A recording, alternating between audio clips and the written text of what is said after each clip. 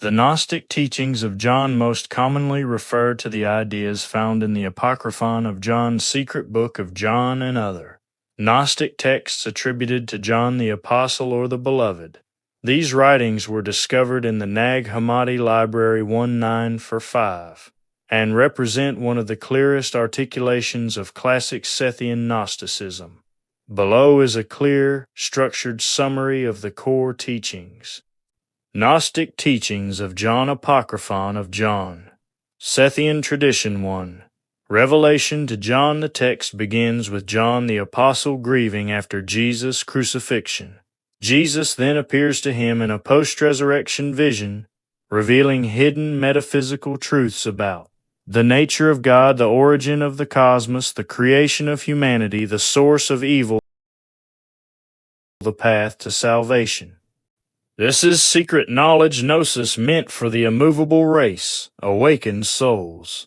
2. The true God the Father, monad, invisible spirit. Gnostic cosmology begins with the invisible spirit, who is transcendent, unknowable beyond form, gender, and comprehension, the source of all reality. God is pure light, mind, and life. Not a creator in the literal sense, but the emitter of spiritual emanations.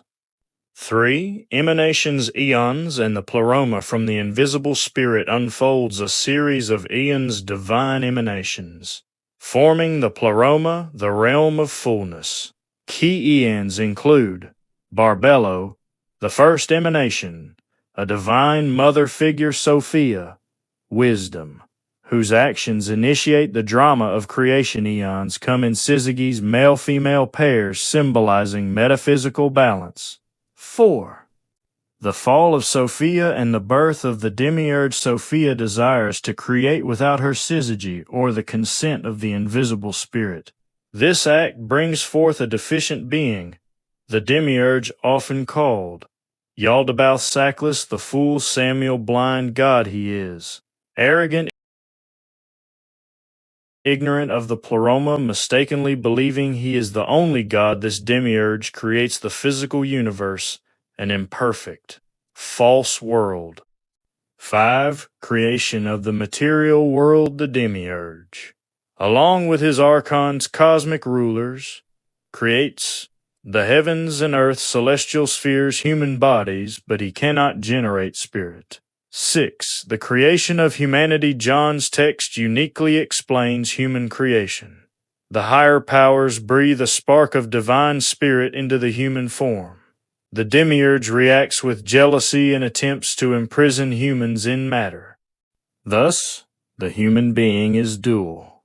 Inner light from the true God, outer shell made by the ignorant creator. The human soul is a stranger trapped in the material body. 7. Role of the Savior. Christ in the Gnostic version. Christ is an emissary from the higher realms. He comes not to die for sins, but to awaken the divine spark.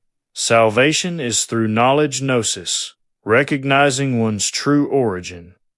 Christ reveals the falseness of the demiurge, the reality of the pleroma, the path of return. 8. The path to gnosis. To be saved, one must awaken to the divine spark within, see through the illusions of the archons, ascend through the celestial realms, reunite with the pleroma. Salvation is inner enlightenment, not sacrifice or law. 9. Ethics and spiritual practice.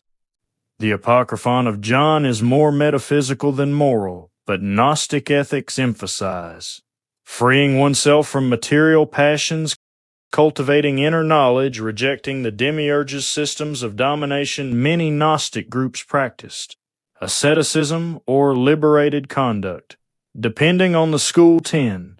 Why this text matters. The Apocryphon of John is foundational because it gives the most complete Sethian Gnostic myth, explains the origin of evil, reframes Genesis from a mystical, anti-cosmic viewpoint, depicts Jesus as a revealer of hidden truth.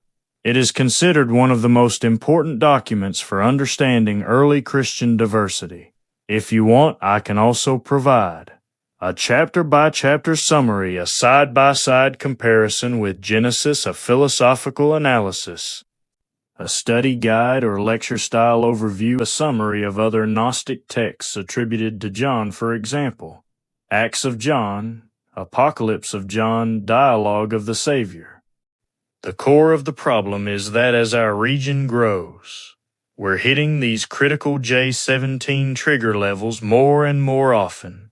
This pits the needs of a booming population against the legal requirements to protect the aquifer's ecosystem. It's a classic battle of growth versus conservation, and the J17 well is right at the center of it. It's a reminder that our water supply is finite, and every drop counts.